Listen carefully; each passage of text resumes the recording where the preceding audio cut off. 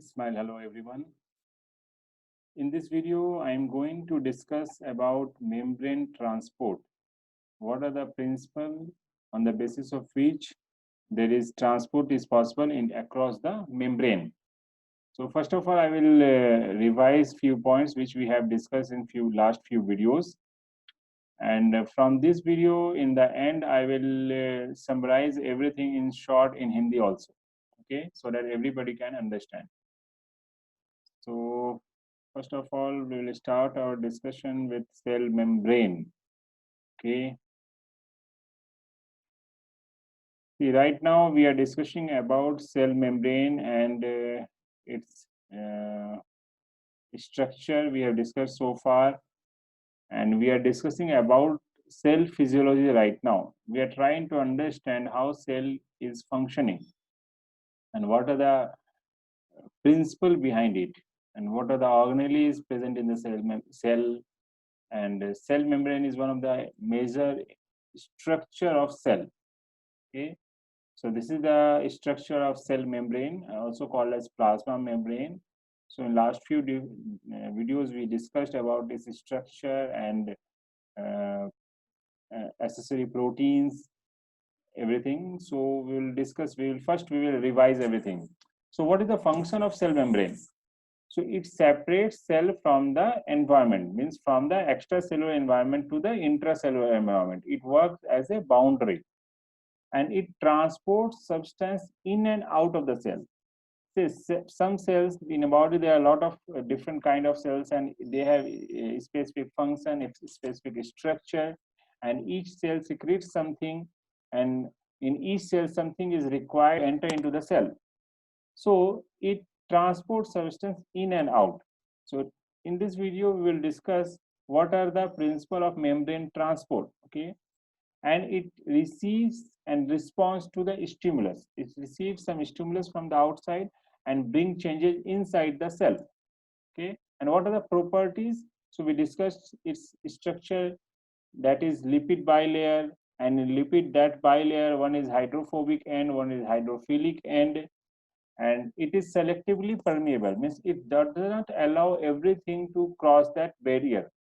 So it allows something to pass in, something it stops something to pass inside.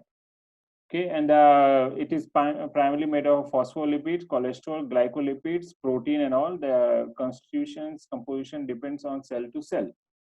Okay, so proteins we discussed in last video about proteins also.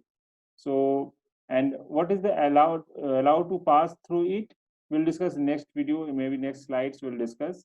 Okay, so what are the proteins? It can be integral or peripheral, and it works as like an ion channel. It works like a carrier. It works like receptors. It works like linker and cell identity marker.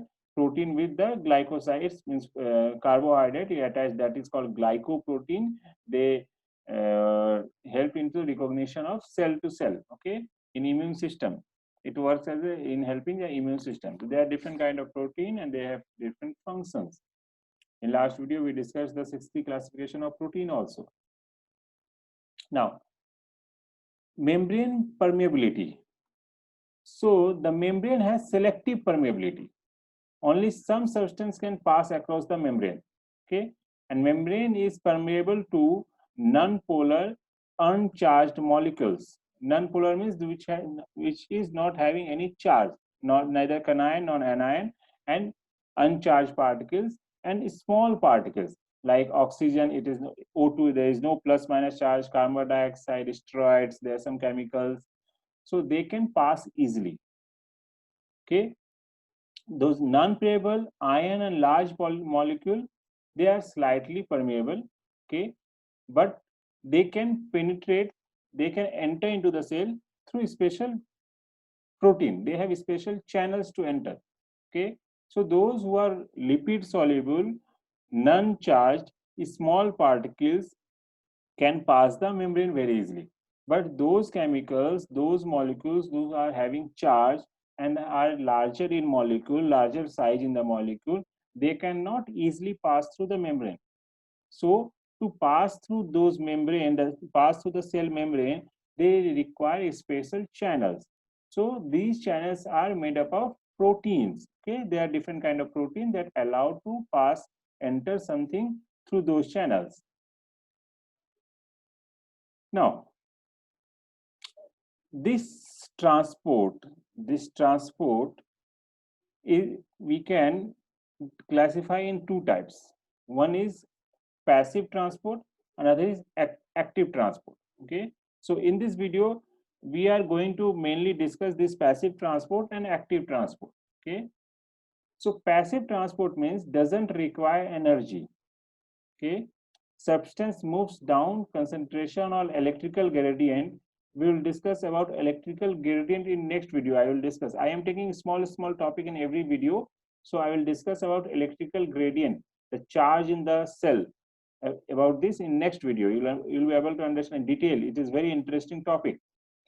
Okay, so moves from high concentration to low concentration. What does it mean? This mean, see this picture, through this picture you can understand. See, if there is some non-polar small molecules, they are higher in number on this side, and there is no such particle inside the cytoplasm, inside the cell. So the concentration is higher on this side and lower in this side.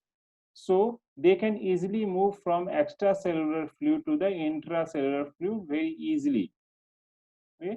This is called simple diffusion, and it doesn't require energy. So this is passive transport. But in case if something is inside in higher number, in lesser number, and in outside they are in higher number, and cell has to throw this substance from inside to outside, then cell has to use some energy. Okay, when cell has to use some energy, this is called active transport.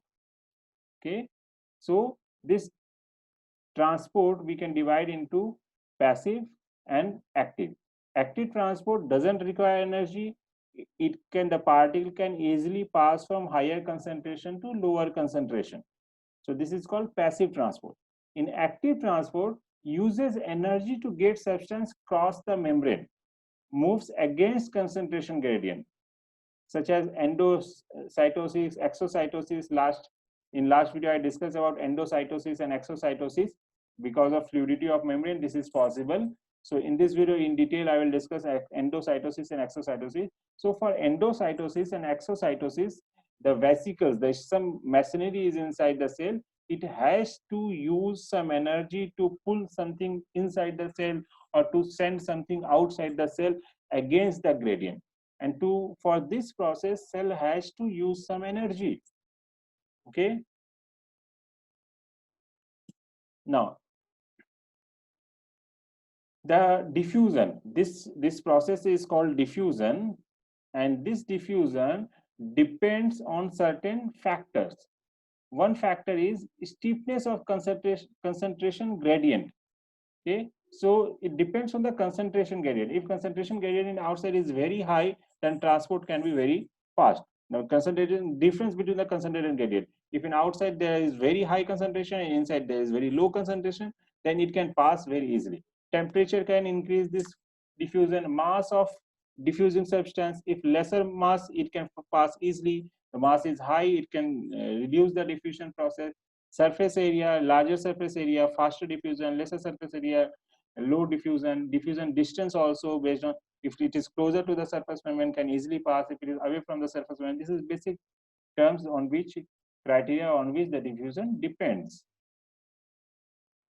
Now, this diffusion is again this passive diffusion. This passive diffusion again we can classify into simple diffusion and facilitated diffusion.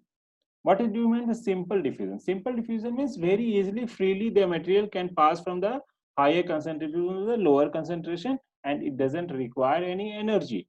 Okay, so this is non-polar hydrophobic, small uncharged polar oxygen, CO2, nitrogen gas, fatty acid, steroid, some fat soluble or water soluble vitamins.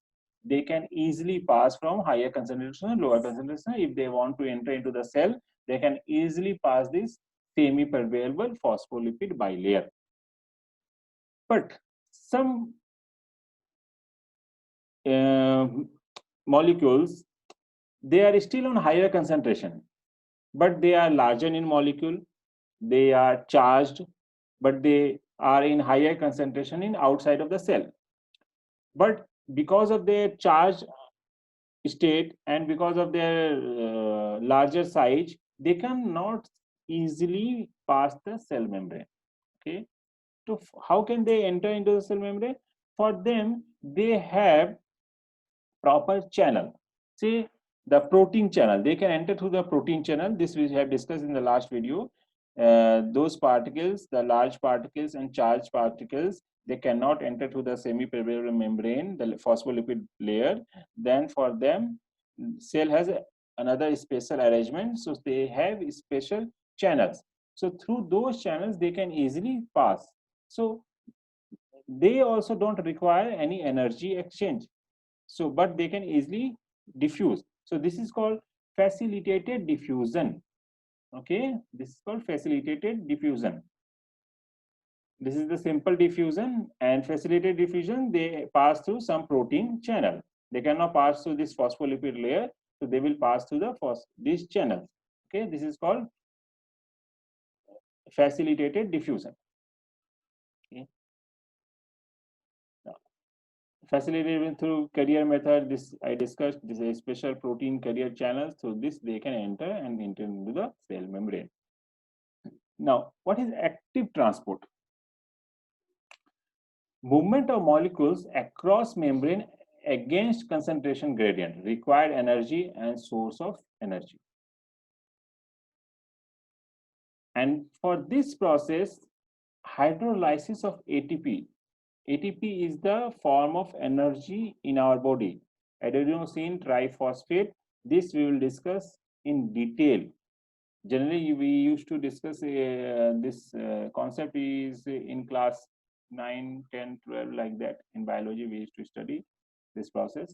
But don't worry, we will discuss only how this energy is created in our body. Right now, I also don't remember the whole process. In exam, we have to write everything, every steps of Krebs cycle, and how they see we eat food, and that food is converted, this carbohydrate is converted into glucose, and when that glucose enter into the cell, that glucose C6H12O6 is break down, and there is whole process 22 steps, I think, and after the breaking of one glucose there is 32 ATPs formed, like that. I also don't remember exact, but we are not good, but in exam we have to write all these things. Right now we don't remember, nobody remember all those things. So but I will discuss everything, and how the from ATP is formed and energy is released, and you'll be surprised to know how our body is functioning. So this is just for developing a consciousness about our body, that how cell is working and how our body is getting the energy from the food and how it is maintaining. Okay, so this ATP you will understand later on, don't worry. Okay, we'll discuss. So for this process, see the amino acid, monosaccharides, ions, if they want to pass into the cell, they require some energy. Say for example,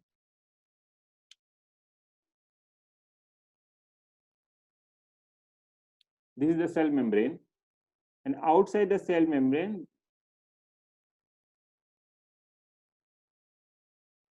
sodium is more, and inside potassium is more. Why outside sodium is more and inside potassium is more? We'll discuss this in next video. Okay, about the this membrane potential. Okay, the charge of the membrane. This is very interesting topic. So I will discuss this in detail.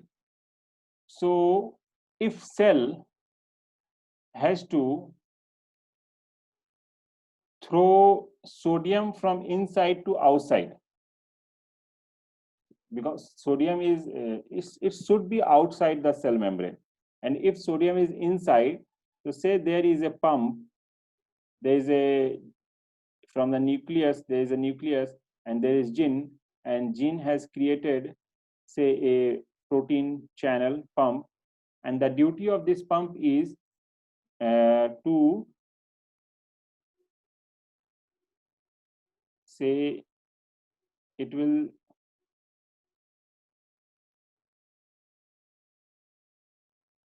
throw 3 sodium ion outside and 2 potassium ion inside. So, but sodium is already in access in the outside environment, and this cell, if cell has to throw 3 sodium out, then it is throwing against the gradient, okay, not as per the gradient. So this cell has to use some energy. When cell will use some energy for this kind of diffusion, then this is called active transport. And again, this active transport we can classify into 2 types: primary active transport and secondary active transport. What happens in primary active transport? In primary active transport, use 40% of ATP for this. There is carrier protein pump and sodium potassium pump. If see here, energy used over here only to do this job.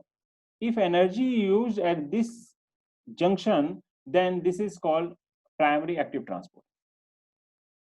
Okay, and there is something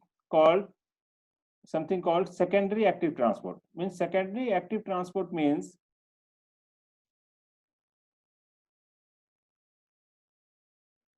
say this is the nucleus.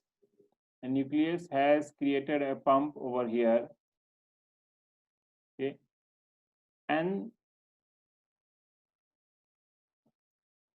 this pump will work. Is this pump, job of this pump is to transport glucose inside the cell, but this pump will work only when sodium will attach with this, okay. So when the sodium and glucose, they both of them attach at the same time, then only this pump will turn into inside, and it will throw sodium inside and glucose also inside. Because glucose, sodium is already access in outside, so it can easily pass through this protein channel inside, okay. And when the protein is thrown inside, then this channel, what this channel will do? This channel will throw 3 sodium outside and 2 potassium inside. So because of this pump, sodium is low inside. That's why here sodium is able to go inside, and with this glucose is also going inside. But for this process here, energy is not being used because this sodium is excess in the outside. So with the help of this work like a motor, and it will turn inside and it throw the glucose inside, okay. But for this work to be done, this pump is working, so energy is used over here and the effect is coming here also, okay. So this is called secondary active transport. This is not primary active transport, this is called secondary active transport, okay. And this secondary active transport, for this secondary active transport, there is no energy is required. Now for active transport, bulk energy is required when, say,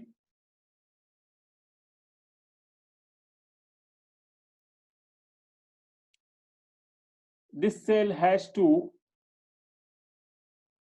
say, some liquid is there in our body, some maybe because of some process waste material, some cell has secreted some waste material, and some cell has to engulf that waste material. Some cell has this kind of scavengers kind of thing. They work like that. Their work is to clean everything.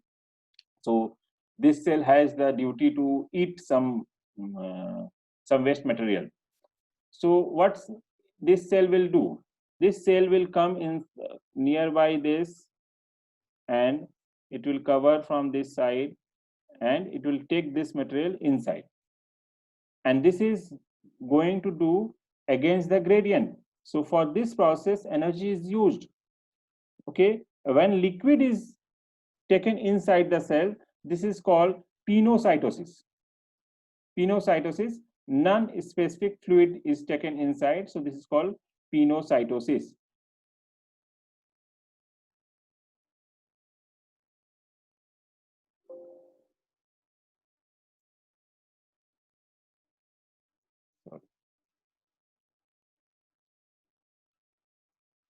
Sorry. When liquid is taken,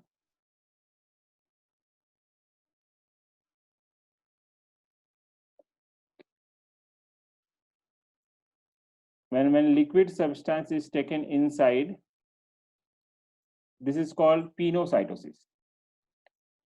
Say some bacteria has to taken inside, the cell will come and it will eat the bacteria. After some time, this bacteria will be very unhappy.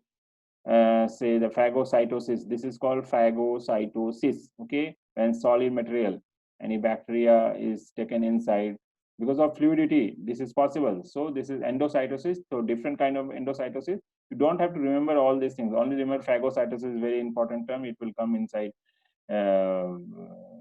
It will come in most of the time in front of you during physiology and pathology also.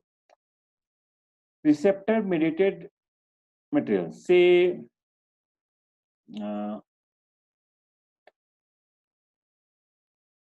receptor mediated specific materials. Say if you have eaten anything and in outside there is glucose, lot of glucose. So this glucose has to enter. Okay, how it will enter? We'll discuss in detail the glucose metabolism. But we know that for glucose metabolism we need insulin, and for insulin, what insulin used to do?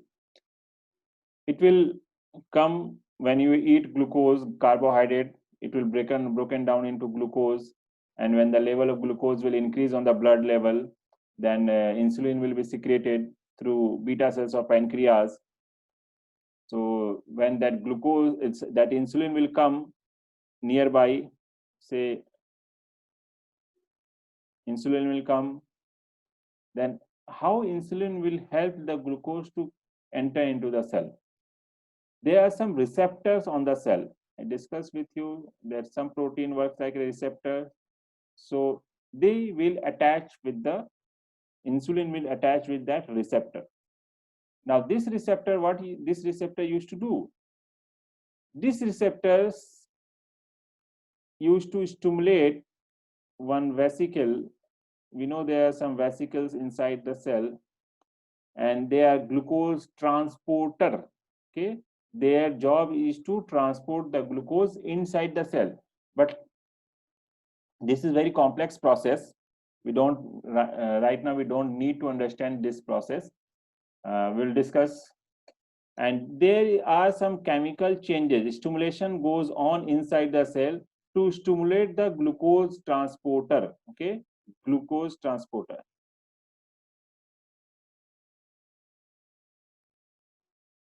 Then this glucose transporter will come on the surface, dissolve with this membrane, and it will take the glucose inside the cell, and with the help of some proteins, the actin filaments, these vesicle will be pulled inside, and this requires energy, and this vesicle will be come inside the cell with the glucose.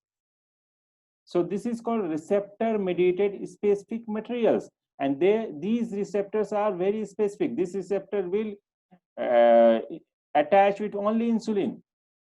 and there are specific transporters. Their job is only to transport glucose from outside to inside. When insulin will come and inform the cell that in the outside glucose, there are a lot of glucose, please send your glucose transporter to take the glucose inside the cell. So this full mechanism is receptor mediated through receptor, and they pull through some filaments, protein filaments, and their very specific function is going inside the cell. So this is receptor mediated specific material transport. This is called endocytosis. Something is going inside the cell. What is exocytosis? See, the cell has to secrete something. Say the cell of thyroid will secrete. In the thyroid also there are different kind of cell, A cell, B cell, C cell. So every cell has different kind of function. So say A cell used to secrete thyroxine hormone. So that thyroxine hormone is, will say some cells, C cell, A cell used to secrete thyroxine. So this A cell will secrete that thyroxine. This thyroxine need to, say T4 need to go outside the cell. So how it will go? This vesicle will come inside the cell. Here it will melt with the layer, and this will release the T4 outside. Okay. This is called exocytosis, releasing material from the cell. Okay. So this also requires energy. Okay. This requires energy to go the vesicle from the to the plasma membrane and to release everything. Okay. So this is the whole process. Don't worry about all these names and everything. I just want to help you to create this consciousness how cell is working. Later on, we are not going to only you have to, you'll come across some terms that phagocytosis, all okay, some endocytosis. So you should know what is the endocytosis, what is the exocytosis. Okay. So what we have discussed so far, I'm going to revise everything. सी हम लोग बात कर रहे हैं अभी cell membrane के बारे में. सेल मेम्ब्रेन, एंड इस वीडियो में मैं बात कर रहा हूँ मेम्ब्रेन ट्रांसपोर्ट. थोड़ा सा मैंने लास्ट वीडियो में बात किया था कि मेम्ब्रेन ट्रांसपोर्ट कैसे होता है, क्या चीज प्लाज्मा मेम्ब्रेन के थ्रू पास कर सकती है और क्या प्रोटीन के थ्रू. उसी को थोड़ा सा और मैं आगे लेके जा रहा हूँ. सो सेल मेम्ब्रेन के ये स्ट्रक्चर था, हम लोगों ने डिस्कस किया, तो थोड़ा सा रिवीजन हम करेंगे. सेल मेम्ब्रेन का फंक्शन क्या है? सेल मेम्ब्रेन का फंक्शन है कि वो जो सेल को आउटर एनवायरनमेंट से सेपरेट कर रहा है, जो एक्स्ट्रा सेलुलर एनवायरनमेंट है और इंट्रा सेलुलर एनवायरनमेंट है, दोनों के बीच का बाउंड्री है. एंड इसका काम क्या है? इसका काम है कि ट्रांसपोर्ट करना, कुछ चीजों को उसके अंदर भेजना होता है, कुछ चीजों को सेल जो बना रही है उसको, या तो उसका सिक्रीशंस है या वेस्ट मटेरियल है, उसको सेल के बाहर भेजना होता है. एंड स्टिमुलस रिसीव करना और उसके अकॉर्डिंग उसको रिस्पॉन्ड करना, ये भी सेल मेम्ब्रेन का बहुत बड़ा काम है. इसकी प्रॉपर्टी क्या है? तो हाइड्रोफोबिक है एंड हाइड्रोफिलिक है. ये बाई लेयर है, बाई लेयर फॉस्फोलिपिड का बाई लेयर है, और फॉस्फोलिपिड का जो बाई लेयर है उसमें जो हेड है वो हाइड्रोफिलिक है, जो टेल है वो हाइड्रोफोबिक है. एंड ये सेलेक्टिवली परमेएबल है. एंड फ्लूइड मोजाइक मॉडल का हमने बात किया था, फ्लूइडिटी क्यों जरूरी है एंड क्या फैक्टर पे ये डिपेंड करता है, ये सब चीजें हमने डिस्कस किया था. एंड जो इसके थ्रू जो फ्लूइड बाई लेयर है, जो लिपिड बाई लेयर है, वो उसके थ्रू क्या मटेरियल पास कर सकता है, और उसके प्रोटीन, जो प्रोटीन्स हैं वो प्रोटीन क्या काम करते हैं, आयन चैनल है, करियर है, रिसेप्टर्स है, लिंकर्स है, एंड सेल आइडेंटिफाइंग मार्कर्स हैं. ये प्रोटीन्स है जिसको कल हम लोग लास्ट वीडियो में हमने उसका 6 की क्लासिफिकेशन भी किया था. एंड सिलेक्टिव परमेएबल है, कुछ चीजें हैं जो फॉस्फोलिपिड से बहुत इजीली पास कर सकती हैं. कौन इजीली पास कर सकता है? जो लिपिड सॉल्युबल होगा और जिसका मॉलिक्यूलर वेट कम होगा वो बहुत इजीली पास कर सकता है. और जो नॉन चार्ज होगा, अनचार्ज होगा, लेकिन जो चार्ज होगा, बड़े मॉलिक्यूल्स होंगे, उनको पास करने के लिए स्पेशल अरेंजमेंट है, वो थ्रू प्रोटीन चैनल्स पास कर सकते हैं. ये अभी तक हम लोगों ने डिस्कस किया था. अब हम लोग डिस्कस कर रहे हैं ये जो पास कर रहा है, ट्रांसपोर्ट हो रहा है, ये ट्रांसपोर्ट होने के पीछे साइंस क्या है, लॉजिक क्या है. तो ये हम लोग जो ट्रांसपोर्ट होता है उसको हम लोग 2 पार्ट्स में डिवाइड कर सकते हैं, passive transport and active transport. Passive transport क्या होता है कि उसमें कोई एनर्जी का खर्च नहीं होता है, कोई एक्सपेंडिचर नहीं होता है. बट एक्टिव ट्रांसपोर्ट में क्या होता है? एनर्जी यूज होता है. क्यों होता है? एंड ट्रांसपोर्ट किस किस चीजों पे डिपेंड करता है वो हमने डिस्कस किया। एंड जो ट्रांसफ्यूजन होता है उसको हम लोग सिंपल ट्रांसफ्यूजन एंड फैसिलिटेटेड बोलते हैं। जो एक्टिव पैसिव ट्रांसपोर्ट है, पैसिव ट्रांसपोर्ट का दो है, एक सिंपल डिफ्यूजन और फैसिलिटेटेड डिफ्यूजन। सिंपल डिफ्यूजन का मतलब क्या है कि बाहर में कोई चीज ज्यादा है, हाई है, तो हाई ग्रेडियंट से लो ग्रेडियंट में इजिली मूव करेगा, इसको हम लोग सिंपल डिफ्यूजन बोलेंगे। ओके, जो सॉल्युबल है, जो इस फॉस्फोलिपिड में सॉल्युबल है और स्मॉल मॉलिक्यूल है, वो बहुत इजीली हाई ग्रेडियंट से लो ग्रेडियंट में चला आएगा। अगर बाहर सोडियम ज्यादा है तो अंदर पास करना होगा तो चला आएगा, इसके लिए कोई एनर्जी की जरूरत नहीं है। और लेकिन जो चार्ज है बाहर ज्यादा है और मॉलिक्यूलर वेट ज्यादा है, साइज ज्यादा है, वो भी इससे इजिली पास नहीं कर पाएंगे। लेकिन वो कैसे पास करेंगे, वो प्रोटीन चैनल के थ्रू पास करेंगे। ये लेकिन हाई ग्रेडियंट से लो ग्रेडियंट में ही जा रहा है, वहां एनर्जी यूज नहीं हो रही है, लेकिन वो स्पेसिफिक रास्ता उनके लिए है तो उससे पास करेंगे। उसको हम लोग बोलेंगे फैसिलिटेटेड डिफ्यूजन। ओके, और एक्टिव ट्रांसपोर्ट क्या किसे बोलते हैं?